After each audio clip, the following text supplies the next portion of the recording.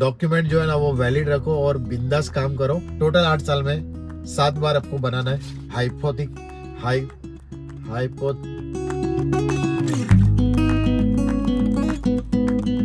Good evening guys, welcome back to the new vlog. कैसे हो आप सब? आई होप कि आप सब अच्छे होंगे गाइस। तूफान आया हुआ था मुंबई में और अभी जो है ना कुछ टाइम ही हुआ है जो कि है ना सब शांत हुआ है। मैं लेने गया था, मेरी गाड़ी शोरूम में सर्विस में दी थी। हवाएं तेज हो गई, शोरूम की लाइटें चली गई और है ना भाई बारिश चालू हो गई। अंधेरा मतलब कितने बज रहे थे, मतलब 4:30 बज रहे थे। पूरा अंधेरा अंधेरा हो गया भाई। गाड़ी लेके आया, सीएनजी फुल करवाया और मैं ना बुकिंग की वेट कर रहा था, बट बुकिंग तो कुछ आई नहीं। जैसे कि आप सबको पता ही है कि एक बार टाइम निकल जाने के बाद है ना नवी मुंबई से बुकिंग मिलना जो है ना मुश्किल ही नहीं नामुमकिन जैसा हो जाता है। फिर मैंने किया लॉग आउट। कमेंट्स देख रहा था भाई, 2-3 कमेंट्स मुझे आई कि भाई फुल ऑन वीडियो एक बनाओ के डॉक्यूमेंट्स के ऊपर क्या क्या एक्सपायरी रहता है और कैसे बनता है डॉक्यूमेंट, ये सब कुछ क्या क्या इंपॉर्टेंस रहता है। सो भाई मैंने सोचा चलो एक वीडियो बनाते हैं। वैसे भी मेरे 2-3 डॉक्यूमेंट जो है ना वो एक्सपायर हो चुके हैं। सो उसके बारे में आपको बताता हूँ डिटेल। तो शुरू करते हैं गाइस। ये है मेरे गाड़ी के डॉक्यूमेंट्स। एक्सपायर हो गया तो कैसे बनता है, ये सारी की सारी चीज़ों के बारे में बात करेंगे। सबसे पहले तो है ना ये है आरसी बुक। इसकी जो है ना कुछ वैलिडिटी नहीं होती है। ये जो है ना वो जब तक आपके पास गाड़ी है तब तक रहती है। अभी इसमें जो है ना एक कॉलम आती है हाइपोथिकेटेड। भाई ये नाम भी ऐसा रखा है ना इन लोगों ने, कितने लोगों को नहीं समझ में आता है।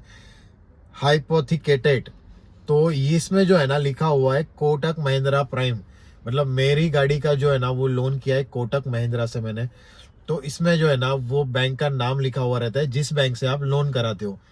इसका मतलब ये है कि ये गाड़ी की जो है ना, मतलब गाड़ी आपकी है बट जो है ना जब तक आपकी लोन जो है ना कंप्लीट नहीं होती तब तक जो है ना ये गाड़ी और ये आरसी पे जो है ना ये बैंक का नाम लिखा हुआ रहता है। और मतलब ऐसे ही समझ लो कि गाड़ी आपकी है बट जब तक आप लोन नहीं चुका देते तब तक ये अंडर बैंक के रहेगी। तो यही है, जैसे ही आपकी लोन कंप्लीट हो जाती है आपको एनओसी मिल जाती है, आप जो है ना आरटीओ में जाके एक फॉर्म आता है हाइपोथिकेटेड का। सो भाई नाम गलत है तो संभाल लेना।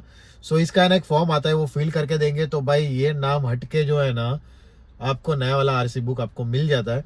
सो इसका प्रोसीजर कुछ ऐसा रहता है। ये सारे मेरे ओरिजिनल डॉक्यूमेंट है, लाइन से आ रहा है वैसे ही मैं आपको बताते जा रहा हूँ।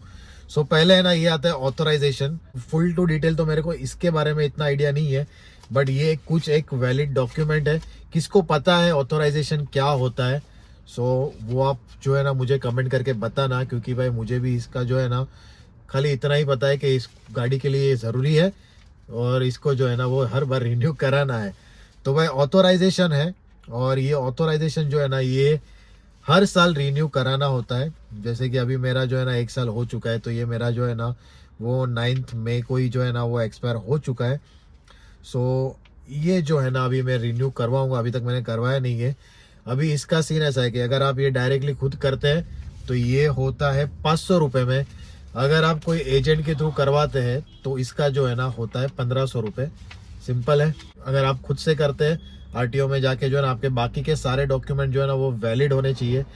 जैसे कि टैक्स हो गया, प्रोफेशनल टैक्स हो गया, इंश्योरेंस, ये सब सारी चीज़ें जो है ना वो आपकी वैलिड होनी चाहिए। उसके बाद आप इसको अप्लाई कर सकते हो। 2-3 डॉक्यूमेंट होते हैं, वो इसके साथ अटैच करके आप आरटीओ में देना है। 1 आध हफ्ते में आपको ये मिल जाता है। उसके बाद है ना भाई ऑल इंडिया टूरिस्ट परमिट है ये। इसके नाम से ही समझ में आ जाता है कि ऑल इंडिया टूरिस्ट परमिट, मतलब अपनी गाड़ी को जो है ना ऑल इंडिया में कहीं पे भी आप लेके जा सकते हो।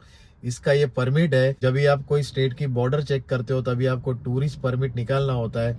अभी ये फंडा मुझे आज तक समझ में नहीं आया कि जब ही हम लोगों ने जो है ना पहले ही गाड़ी के पासिंग के टाइम पे ऑल इंडिया का परमिट ले लिया है तो ये बॉर्डर का परमिट फिर क्यों लेना होता है। मतलब ये मुझे अभी तक समझ में नहीं आया, बट क्या करेंगे भाई, जो प्रोसीजर है उसको फॉलो करेंगे। तो इसके लिए जो है ना वो निकालना पड़ता है।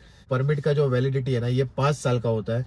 सो 5 साल के बाद इसको जो है ना वो रीन्यू कराना पड़ता है। हर 5 साल में आपको रीन्यू कराना होता है। मतलब कि आप समझ लो गाड़ी की आपकी वैलिडिटी जो है ना टूरिस्ट गाड़ी की एज पर महाराष्ट्र 8 साल की होती है।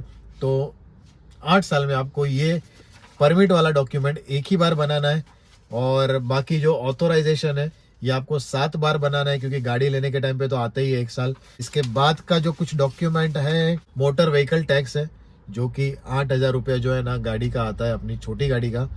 बड़ी गाड़ी का जो है ना ज़्यादा होता है, 12,000 या 12,500 होता है। भाई एसयूवी गाड़ी वाले कोई है तो आपका जो है ना टैक्स कितना आता है प्लीज़ कमेंट करके बताना आप। ये डॉक्यूमेंट भी जो है ना टैक्स वाला जो है ना, ये भी आपको 8 साल में 7 बार आपको बनाना है। उसके बाद आता है प्रोफेशनल टैक्स। ये कुछ ऐसा दिखता है प्रोफेशनल टैक्स। प्रोफेशनल टैक्स भी हर साल आपको जो है ना वो रिन्यू करना पड़ता है। टोटल 8 साल में 7 बार आपको बनाना है। ये जो डॉक्यूमेंट बनता है ना, ये शायद सीए लोग भी बना के देते हैं। 1,000 रुपए का जो है ना ये प्रोफेशनल टैक्स होता है, जो कि आपके पैन कार्ड के अगेंस्ट में जो है ना इसको पे करना पड़ता है। तो ये कोई सीए भी कर देता है।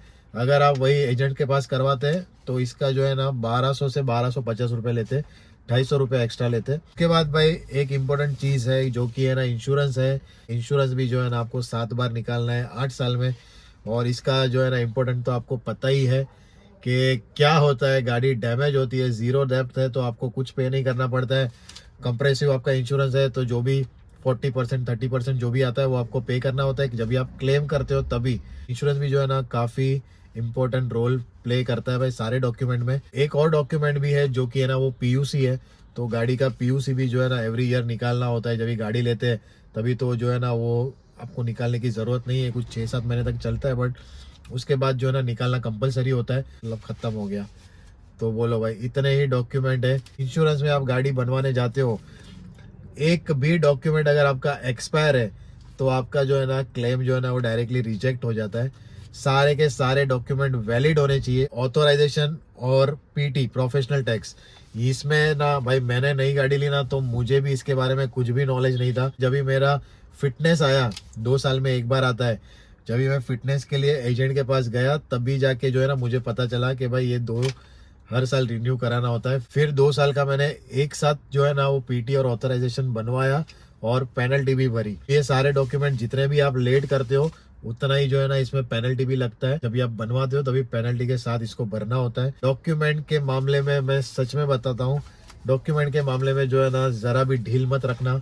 सारे डॉक्यूमेंट जो है ना वो क्लियर रखना अपने, तो काम करने का मजा आएगा। अदरवाइज जो है ना पुलिस वाले पकड़ेंगे, 500 रुपया 1000 रुपया फाइन ले लेंगे आपकी डेली की अर्निंग से, तो है ना काम करने का मोटिवेशन आपको नहीं मिलेगा। डॉक्यूमेंट जो है ना वो वैलिड रखो और बिंदास काम करो, कोई भी टेंशन के बिना, तो है ना काम करने का भी मजा आएगा। और हो गया ना, बस यही है भाई डॉक्यूमेंट में, तो यही चीजें होती है। अगर इसके अलावा कुछ है तो आप प्लीज कमेंट करके बताओ गाइस। ये सारे जो है ना मेरे ओरिजिनल डॉक्यूमेंट है, इसको मैं ना अलग से रखता हूँ ऐसे एक अच्छी वाली प्लास्टिक की बैग में। और सारे के सारे डॉक्यूमेंट के ना जेरोक्स है मेरे पास, जो कि मैं ऊपर रखता हूँ। कोई पुलिस वाले ने कहीं पे पकड़ा या कुछ भी हुआ तो सबसे पहले उनको जेरोक्स बताता हूँ।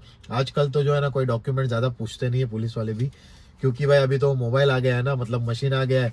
तो जैसे ही उसमें गाड़ी का नंबर डालेंगे ना अपनी पूरी हिस्ट्री आ जाती है, टैक्स वैलिड है या नहीं, इंश्योरेंस है या नहीं, सब कुछ डिटेल आ जाती है। तो डॉक्यूमेंट आजकल मेरे को तो नहीं पूछा अभी तक, मुझे शायद 2-3 साल से किसी ने डॉक्यूमेंट नहीं पूछा, क्योंकि वो मशीन में ही जो है ना सारी डिटेल आ जाती है अपनी। सो व्लॉग को करते हैं एंड, ज़्यादा से ज़्यादा इस वीडियो को शेयर करो जो लोग भी नए हैं, जिसको पता नहीं, क्योंकि मुझे भी नहीं पता था कि क्या क्या डॉक्यूमेंट जो है ना एवरी ईयर बनाने होते हैं, क्या क्या डॉक्यूमेंट 2 साल में बनाने होते हैं, क्या क्या डॉक्यूमेंट 5 साल में बनाने होते हैं। तो ये सब भी मुझे कुछ आइडिया नहीं था। अगर आपके पास टाइम है तो आप खुद करो, थोड़े बहुत पैसे आपके बच जाएंगे। अगर टाइम नहीं है तो फिर एजेंट से भी बनवा सकते हैं। सो दोनों भी ऑप्शन है। लाइक कर दो, कमेंट कर दो। सब्सक्राइब नहीं किया भाई, वीडियो देख के जा रहे हो बट सब्सक्राइब नहीं कर रहे हो, तो प्लीज जाके जो है ना अपने चैनल को सब्सक्राइब कर दो। मिलते हैं नेक्स्ट व्लॉग में guys. Bye bye, take care and good night guys. Bye bye.